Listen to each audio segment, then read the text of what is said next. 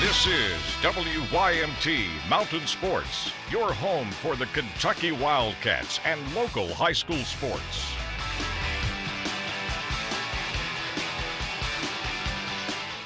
No refresh button can erase the mistakes the football Cats have made in the first two games of the football season. Mark Stoops was disgusted after Saturday's debacle in the Swamp. Luke Del Rio dinked and dunked all game long for the Gators. He said after the game, quote, "It's really easy to play quarterback when you're back there and there's no pass rush," end quote.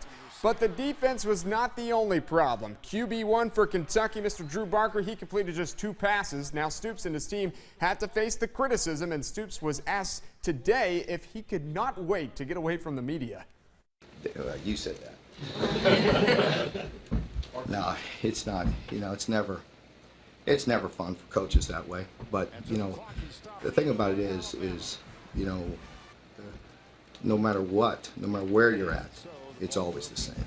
It's just different, It's the same. You think being a defense coordinator at Florida State's easy?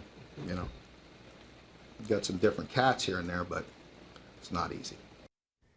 All right, next game is Saturday at Commonwealth Stadium. The New Mexico State Aggies will visit Lexington for the first time. They are 0-19 all-time versus current Southeastern Conference teams, and Kentucky opens up as a 19-point favorite.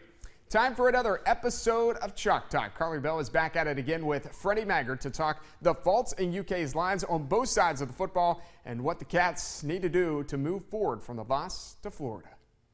Welcome to episode 3 of Chalk Talk. I'm joined here with Freddie Maggard, as always. Great to actually sit down with you today. Yes, it is. It's glad to be here and glad to be doing Chalk Talk. WYMT is always near and dear to my heart, so let's get busy. Well, unfortunately, we don't have fun things to talk about today, but let's just Florida game, 6 quarters of not scoring a point. What do you think's going on with that offense? Offense is not clicking whatsoever. I didn't think that Drew Barker would go to Gainesville and struggle as he did. 2 for 10, 10 yards, 3 interceptions is not a good way to have your first road SEC start. I fully expect Drew to bounce back. I think he's a resilient quarterback and young man, but he's going to have to get some help. Offensive line's got to start producing some movement on the line of scrimmage. Running backs are not having very many running lanes or holes to get through, and the receivers aren't having time to get open and develop into routes before pass rush gets the quarterback. So a lot of issues on offense. I think it all starts with that line of scrimmage, and then you go to the other side of the line, the football. I think defense is the same.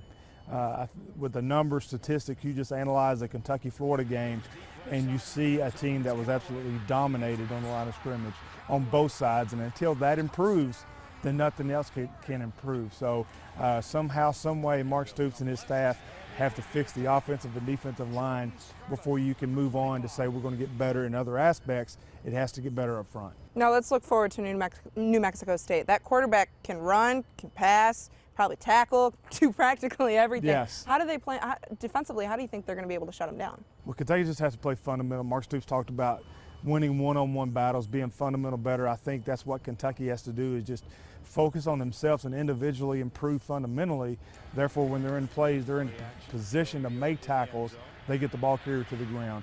A concern Kentucky should have is Larry Rose, the running back, has missed the first 2 games for New Mexico State.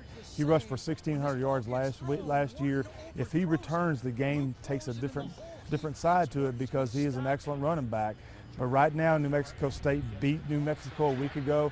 Can add that to the struggles that Kentucky's had. They're going to come. New Mexico State's going to come in here with confidence that nobody before thought this game would even be competitive. Now Kentucky's with their backs against the wall, needing to win this game to go into the South Carolina game 1-2. Definitely can't go to the Carolina game 0-3, or it'd be hard to bounce back from that. All right, well, thank you, Freddie. It's been a pleasure. I'm finally glad to sit down with you again. Yes, ma'am. We'll have to do it again next week. Absolutely. This is Freddie. I'm Carly Bell. Thanks for watching.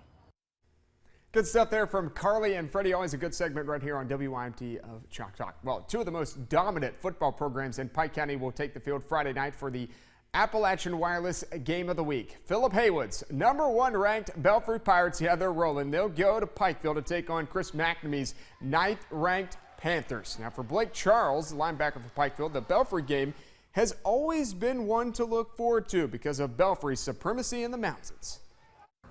I know growing up, starting in grade school, 3rd and 4th grade. They were the team you wanted to play, you wanted to beat just because they're Belfry. And then we just took that all through junior high and all the way up to high school. I think our people enjoy coming out to see good football, so they'll be here. Belfry, their community travels regardless of where they go, so they'll bring a good crowd. And it's always a good crowd and a good atmosphere for our guys to play in and to be able to coach in. All right, the 3-time defending Class 3A state champion Belfry Pirates go to Pikeville to take on the defending Class 1A state champion Panthers. 7:30 kickoff on this TV and WYMT.com. The last time Belfry came to the Hambly Athletic Complex was in 2014, and the Pirates were beat in that game.